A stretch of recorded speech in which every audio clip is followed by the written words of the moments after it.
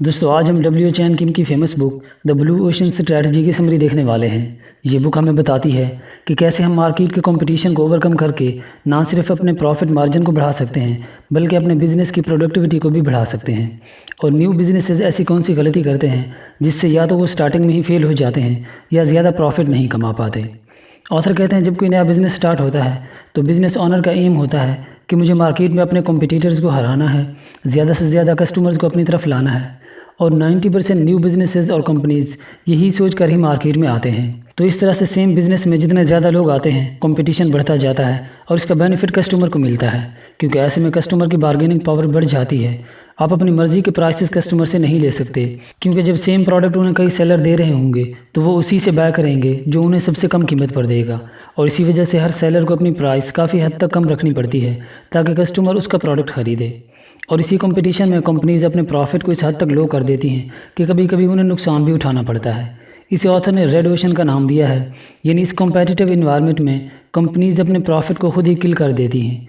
इसलिए ऐसे बिजनेस या तो फ्लॉप हो जाते हैं या लॉन्ग टाइम मार्केट में रहने के बावजूद भी ज़्यादा ग्रो नहीं कर पाते, क्योंकि वो ज़्यादा से ज़्यादा कस्टमर को अपना बनाने के लिए लड़ते रहते हैं और इस लड़ाई में वो एक दूसरे का नुकसान कर देते हैं।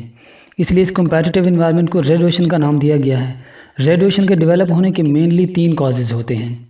नंबर 1, रेड ओशन मार्केट में तब बनता है जब कोई नई कंपनी आती है सेम वही प्रोडक्ट लेकर जो कि मार्केट में पहले से कई कंपनीज ऑफ़र कर रही थी, यानी वो सब सेम नीड को सेटिस्फाई कर रहे होते हैं। नंबर 2, दूसरा रेड ओशन वहाँ बनता है जहाँ कंपनीज का मकसद एक दूसरे को बीट करना होता है, चाहे उसके लिए उन्हें खुद का नुकसान उठाना पड़े।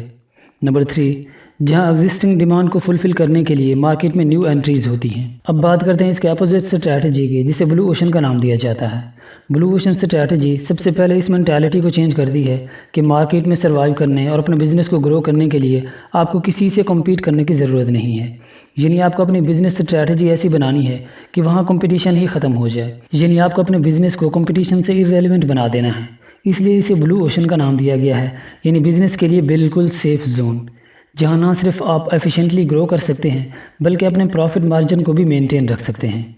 ऑथर ने यहाँ पर एग्जांपल दी है बर्गर एम्प्ट की, जो कि एक बर्गर बनाने वाली कंपनी है। इस कंपनी ने मार्केट में ऑलरेडी मैकडोनल्ड और बर्गर किंग जैसी ब्रांडेड कंपनीज़ के होते हुए भी उन्होंने बहुत अच्छा बिजनेस क्रिएट किया, जबकि इन कंपनीज़ के होते हुए इस फील्ड में कोई दूसरी कंपनी उन्हें बीट नहीं कर पाई थी, क्योंकि इस मार्केट में जो भी न्यू कंपनी आई थी उनका एम होता था इन ब्रांड्स को कम्पीट करना और इन्हें बीट करना, जो कि बहुत मुश्किल है और स्मॉल बिजनेसेस के लिए तो इम्पॉसिबल है।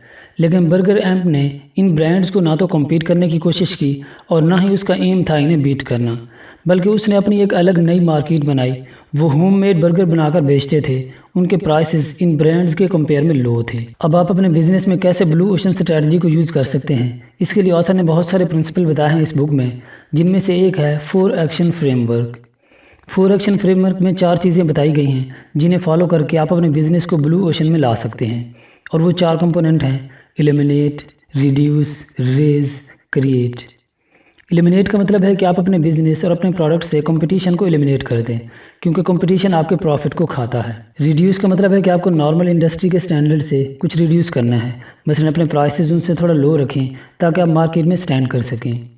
रेज का मतलब है कि अपने बिजनेस में ऐसे न्यू फैक्टर्स ऐड करें जो पहले मार्केट में यूज़ नहीं हुए, ये आपके बिज़नेस को एक्स्ट्रा वैल्यू देंगे। क्रिएट का मतलब है अपने प्रोडक्ट को ऐसा डिज़ाइन करें कि वो दूसरों से डिफरेंट और यूनिक लगे ताकि वो लोगों का अटेंशन ग्रैब कर सके। इस बुक में और भी बहुत सारे ऐसे इफेक्टिव मॉडल्स और प्रिंसिपल डिस्कस किए गए हैं जो आपके बहुत काम आ सकते हैं आपके स्टार्टअप में। अगर आप अपना एक स्टार्टअप बनाना चाहते हैं तो आपको ये बुक ज़रूर पढ़नी चाहिए।